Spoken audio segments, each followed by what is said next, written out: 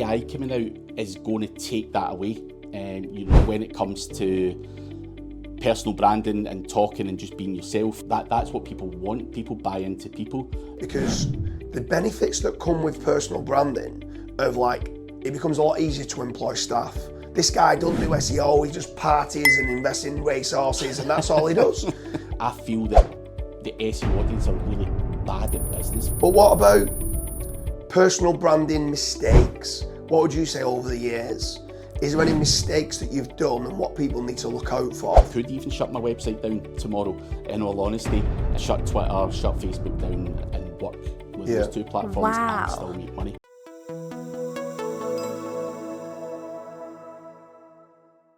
Back again, mate. Same clothes on. How are you doing? I'm good. So today I'm joined with Craig Campbell and today's video is about personal branding. So with the growth of AI, how important do you feel now personal branding is in today's world? Massive. I think what I personally see, so take AI away for a second, I think what I do see is 90% of people do not want to build a personal brand because they are camera shy, they don't want to be out there, or they're introverts. There's 100 different reasons. However, AI coming out is going to take that away. You're going to have the ability to put yourself out there more, whether it be you or whether it's a fake head or whatever it may be. But I think that is going to become saturated. But I think more and more people are then going to relate better to this, real people having real conversations who don't talk like robots and can have some bants and stuff like that. So I think, when it comes to personal branding and talking and just being yourself, that's what people want. People buy into people. And certainly something, again, I've learned over the years is my personal brand's not liked by everyone. I'm under no illusions that, everyone likes me or whatever. But I don't need everyone to like me. All I need is, a percentage of people to like me and like what I say or find value in what I say. And then you're going to build up, the personal brand and people are going to like your style. And I'm, again, under no illusions that Coca-Cola or some corporate organisation is not going to come to the guy who cusses and swears and heavily tattooed and stuff like that. So, I think personal branding is good though, because a lot of people do like or have said to me, I like your style, you're direct and you don't beat around the bush and, you call a spade and things like that. So I think building a personal brand will attract you to certain people. And again, you're obviously doing it now as well. And I'm pretty sure along the way someone's went, I don't like him. But more people will buy into you because I've never actually heard anyone say I don't like him, but it's going to be there. Someone's going to go, that guy's a dick. But I think a lot of people will look to you and go, he's got a lot of knowledge. He probably tells too much. I've actually had someone saying, like, why does he talk too much? He probably says way more than he potentially should about your own businesses and strategies and things like that. But people like that. They'll go, he's actually a relatable guy. He's not some fucking dickhead who's got too much money that's a bit up himself. You'll be like, I fucked this up, I fucked that up, I've been here, I've been poor, and things like that. So I think, that building your personal brand will, everyone's different out there, business owners and stuff like that, and certain people will like a certain type of person, and I think for me, it really gets rid of the people that you don't want to work with as well. So a lot of people say, Craig, why do you swear so much? See me swearing, for example, puts people off.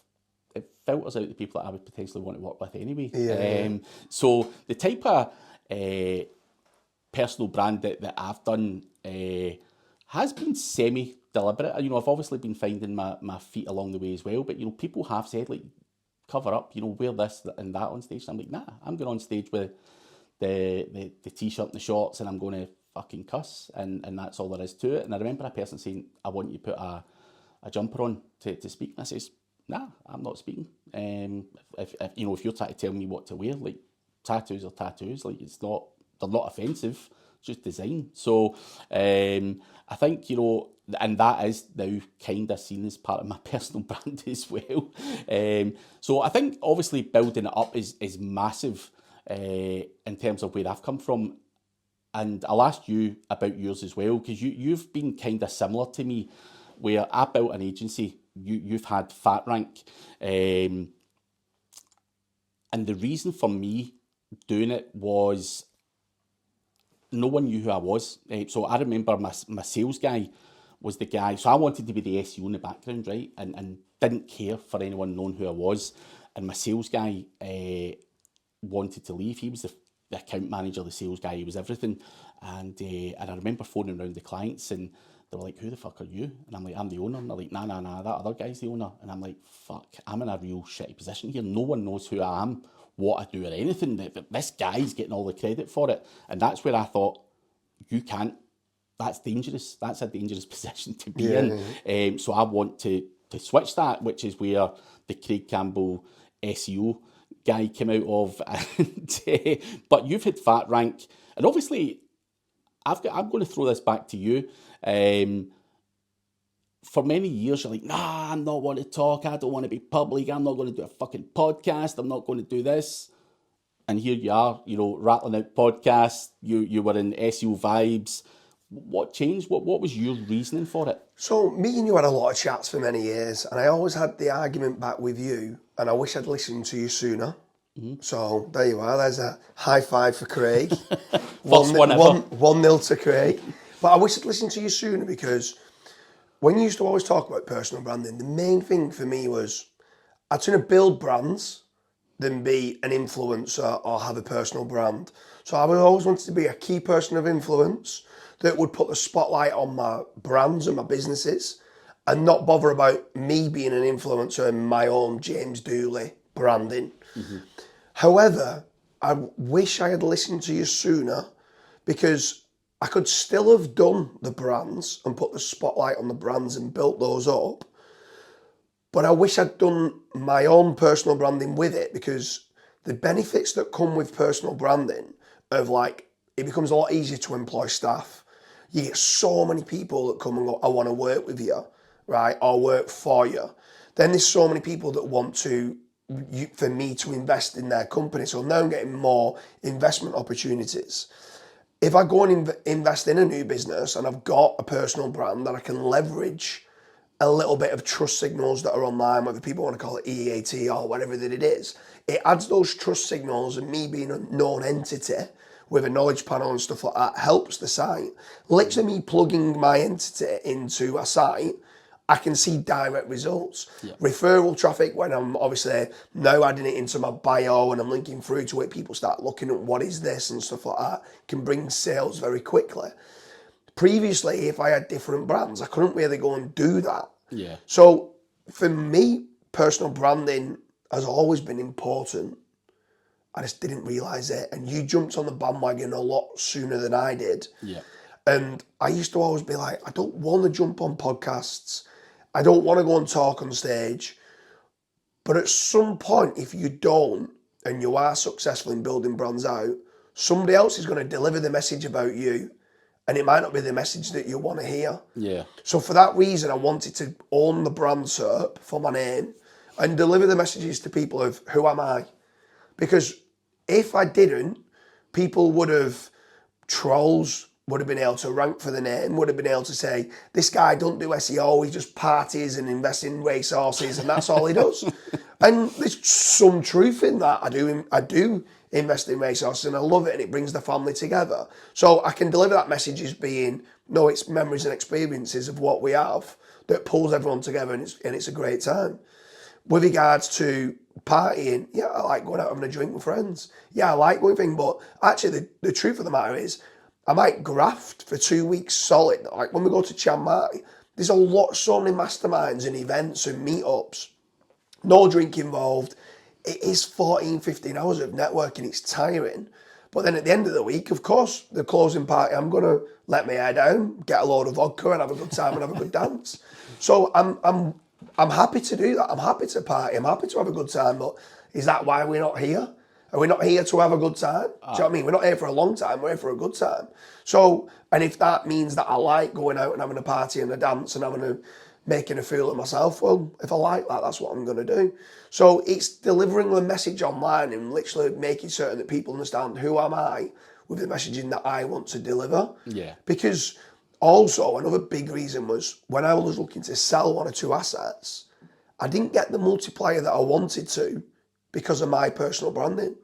The brand had a great brand and presence, but they wanted to know who was behind the site and who was the owner that had helped build that. Yeah. When they looked at me, they actually started to see certain videos with like Matt Diggity, and back then Matt Diggity used to talk about PBNs. So they connected me with PBNs and started to go, oh, maybe he's doing some shady stuff here to strengthen up his website. Yeah. So I needed to then make certain that people understand I'm more than just, whether people call it black hat or grey hat or white hat or money hat or whatever. Yeah. I'm a businessman that leverages SEO. And I think that is the big thing that I wanted to make certain from a personal branding point of view. Yeah. The message I wanted to deliver. But yeah, I mean, with regards to AI and stuff like that now, like I see you like as being probably one of the biggest names alongside people like Neil Patel, the biggest name in the SEO community. And Neil gets a lot of grief and a lot of trolls and stuff like that.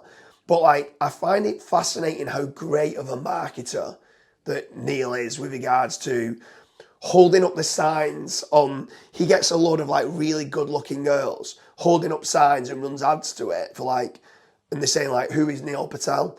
And what it does is it gets loads of people then searching like, who is Neil Patel? And then his knowledge panel shows up and he's getting branded search. And I'm just like, you absolute genius. Dude, I'll tell you a funny story about Neil Patel. So we've obviously spoke a lot over the years about the importance of branded search and all that stuff.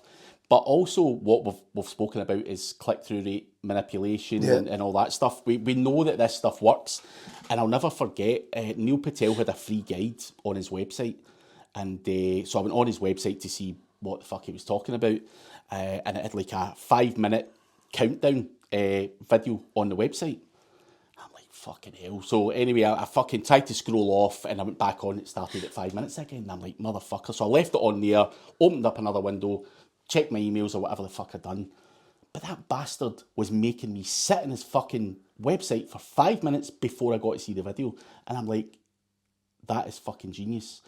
Absolute fucking genius. Well time, yeah. You know, a lot of people, you know, say things about Neil, and we spoke about it off air.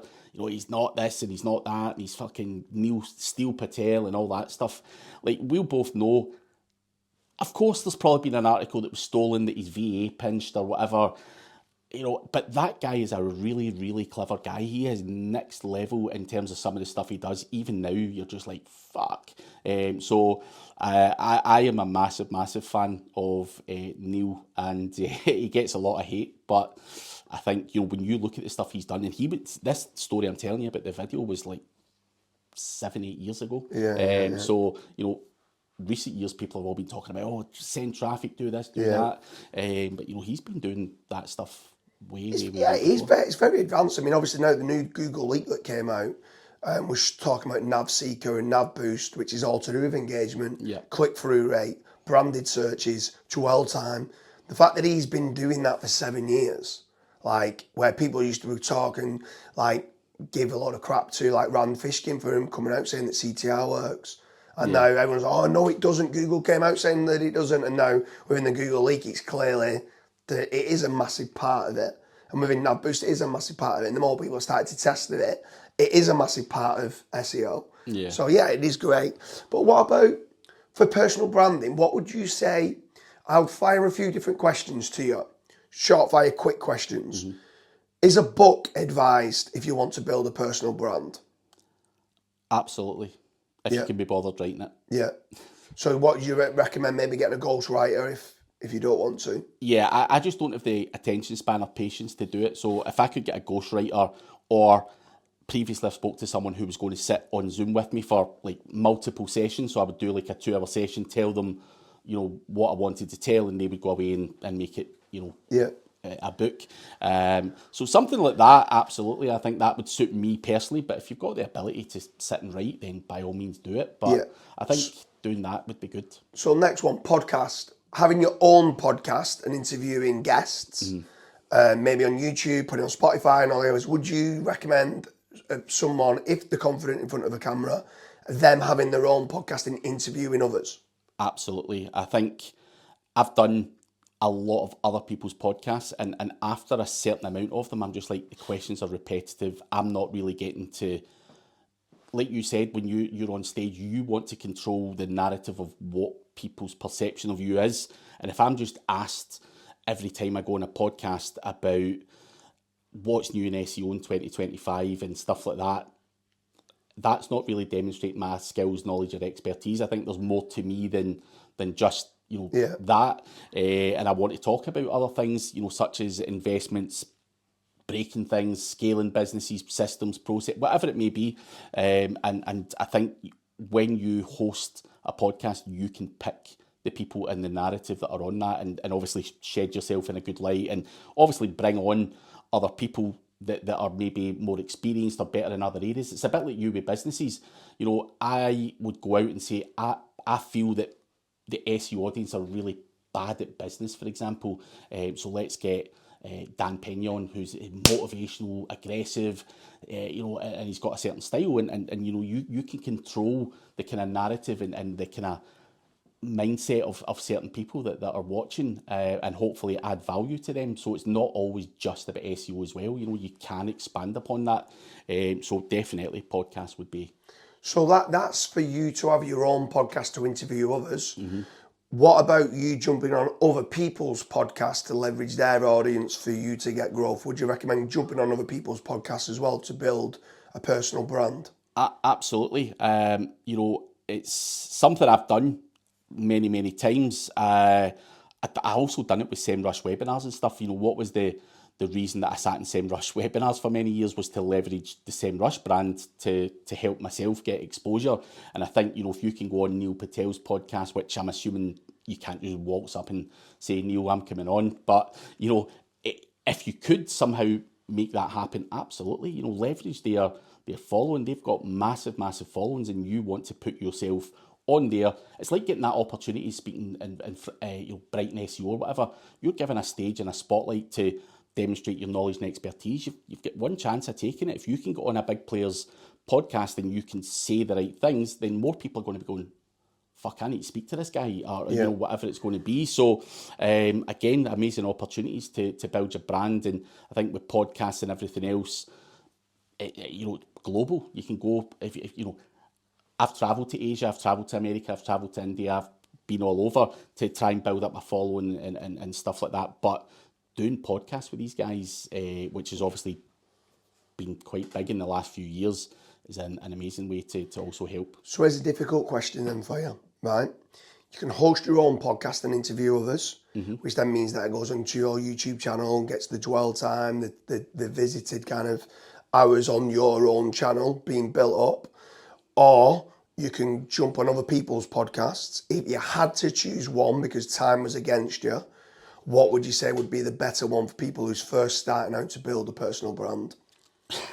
I think the key word there is time is against you. I'd be leveraging other people's followings and going on their podcast. If I was working against time, and you said, Craig, you've got 6 months to get your name out there, absolutely, I would be going down the route of other people's podcasts, because I think your own podcast is a long-term strategy and it takes years and years and years to build up. I've had YouTube and all that stuff and done podcasts for many years. And sometimes you can bang your head against a brick wall doing that, every week for years and years and years, and you've only got 30 people watching it. It can be soul destroying. So I think, someone's already done the hard work. So if you can take advantage of that, that would be the first choice. Yeah, I completely agree. I think personally, if you have a choice, go on everyone else's podcast to start with, which then builds your own following. Once then you've got a following at that point, then afterwards, after you've absorbed doing everybody else's, then you can then start doing your own. And sometimes it might be difficult to jump on someone who's higher level and you might not be able to get on their podcast, but you might be able to get them onto yours if you get what I mean, where a lot of people I always call it podcast sluts. They'll jump on any podcast to get the exposure, do you know what I mean? So once you've built your following at that point, you can have your own being built up. But what about personal branding mistakes? What would you say over the years? Is there any mistakes that you've done and what people need to look out for personal branding to make certain that they don't deliver the message or convey, like, I would presume something like, let's say they was trying to be white hat and they tried to get certain people on and they started talking about black hat techniques and they could lose following or something like that. But is there any specific mistakes that people can do with personal branding? Absolutely. I mean, I like to think I've not done too badly with mine, but I think there are people out there who try to be something they're not, and they try to be a general, well-liked marketer. Now, we all know that there's certain elements to the marketing industry, and if I was to talk about a lot of white hat stuff and things like that, do I think I would have been as successful? No, I chose to go down the other side, more black hat route, and I just think not many people were talking about that stuff. And obviously, personally, I liked a lot of that stuff. I've always liked automation. I've always liked being able to understand if there's anything you can game, and we've done testing on images and all of the kind of stuff that we all do. And obviously, certain people will frown upon that, but I chose to put out that narrative, and I was well aware that it would kill half of the opportunities that I was ever likely to get from the other side of the industry. So that happens, but I think that could be a mistake you make. You need to decide what you are and who you want to be, and not try and be liked by everyone, because I think that's where you kill yourself. And I'm not saying you're black hat by any stretch of the imagination, but you're not Mr. Corporate, and you've kind of made yourself more aligned towards the kind of the. See, for me, I hate the term black art, white art, grey art, blue art, whatever they want to call it. Like, I'm a businessman that wants return on investment. That's what I want. Now, whether someone wants to frown upon saying purchasing or acquiring backlinks is black hat or not, if you actually read the guidelines, anyone doing any sort of SEO to manipulate Google search to rank higher is black hat. Yeah. So the white hats, I could sit down to someone blue in the face and show them 10 different things that the white hats are doing that's black hat. Do you know what I mean? So everyone's trying to gamify to try and get to the top of Google, to get more impressions, to get more clicks, to get more inquiries, to make more profit. And what's the least amount of money you can put in to make the most amount of profit to get you the highest return on investment? Yeah. That, whatever people want to call that, is whatever I try to do. So it isn't a one size fits all, in my opinion. Yeah. I will annoy certain white hats for saying that they're black hat. I will annoy certain black hats to say you're just always trying to do shortcuts and hacks, but long term you're not building a proper brand. Yeah. Do you know what I mean? I wouldn't pigeonhole you into the black hat market. I think you love automation, but I think you do a lot.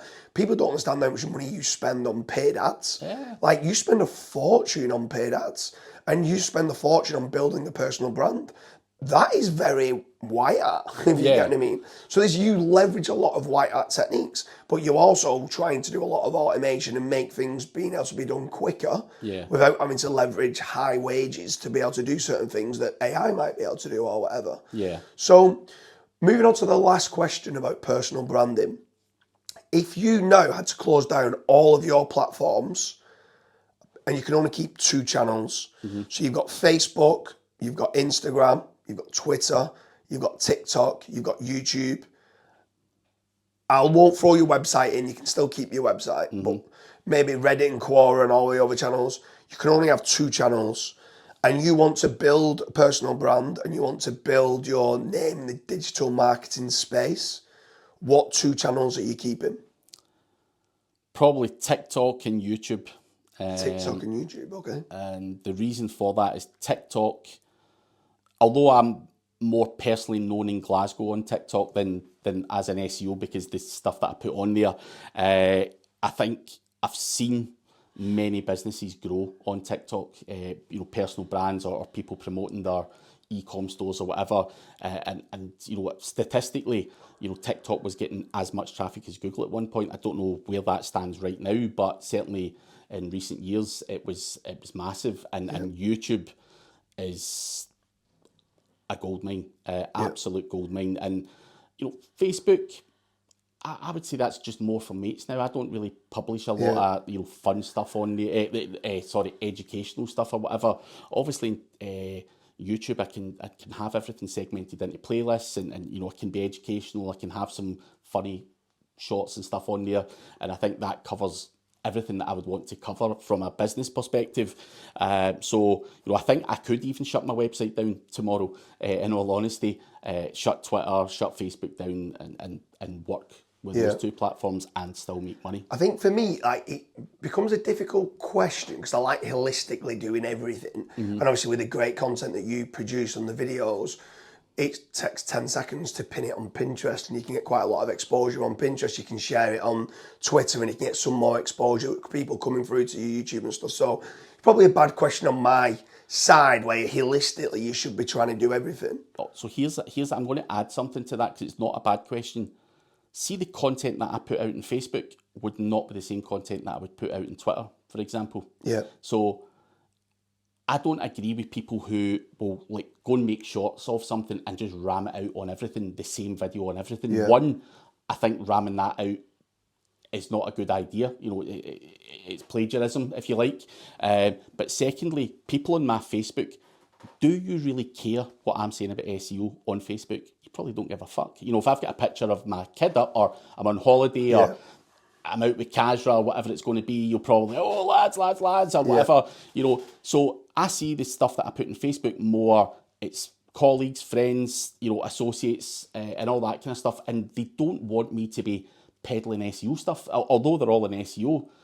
Unless I've got something really new and really good to say, they don't want to hear about my course coming out next week or whatever it may be. So what I put out there is very different to what I would put out on YouTube or various other platforms. So I feel that there's different audiences on different platforms who consume your content differently. And Twitter is again another one where I think you have to be educational but short, sharp, and promotional as well. I think you can get good traction on there. But again, going on to Instagram, does the same type of content work on Instagram? Nah, it's just a lot more visual on Instagram, and Instagram's probably the least one where I get real traction. Well, do you know, so what's interesting on ours, we ran a load of different tests alongside each other. If I had to choose two, it would be YouTube and LinkedIn. LinkedIn, I get a lot of connections and I get a lot of traction on LinkedIn. I get a lot of inquiries through LinkedIn. I get more exposure on my Twitter than I do on my LinkedIn, but I get more inquiries from my LinkedIn than I do my Twitter. My Twitter would be my first to go. Facebook, the only thing why Facebook's not bad is because of the groups. There's certain times there's 50,000 people in a Facebook group. And my own personal profile is personal, but in the groups, in the SEO groups, there's a lot of people. There's 60, 70, 80,000 in some groups. The proper SEO group's got 50,000, so you can leverage those groups on that front. Instagram on ads is great. So you've got the stories, you've got the posts, and then you've got a broadcast group when you grow it big enough. And that can work really well. So for certain brands, I do like Instagram for that reason. But for me, for my personal branding, if I had to keep two, it would be YouTube and LinkedIn. But anyway, it's been a great chat on personal branding. I've loved it. I've always looked up to you as being one of the leaders in the SEO industry that's got a personal brand. Away from the personal branding, are you now leveraging that? Very last question on personal. Are you leveraging your personal brand to get investment opportunities do you find it's become easier to employ staff? People now start to understand who you are and your persona and stuff like that. Absolutely. I think, the biggest thing for us is the opportunities coming to us is important. And I think that happens when you've got a personal brand. I'm under no illusion. Why would someone want to work with me? They want to tap into the following and exposure that I can bring. So absolutely, people come to me and they'll be like, do you want this, or do you want to invest in that, or do you want equity in this, or can we do something that's mutually beneficial. So those opportunities come to me, and then obviously can open up that conversation. So yeah, I think that is obviously where I want to go in life, and have those opportunities come to me. But I also want to be part of having something to bring to the table, and you know, if that's the personal brand and the following and the exposure and the mailing list and everything else, absolutely. You know, I think that's where I fit into the industry. So where can people get hold of yourself? Where can people catch you? CraigCampbellSEO.com. You can just hit me up in the contact form there, or on social media. I'm on them all. Although I said I could do away with them all. You can pretty much get me on all of them. Facebook, Instagram, Twitter, LinkedIn. What else am I on? TikTok. All of them. All of them, yeah. Well, Craig, it's been an absolute pleasure, and we hope you like the video about personal branding.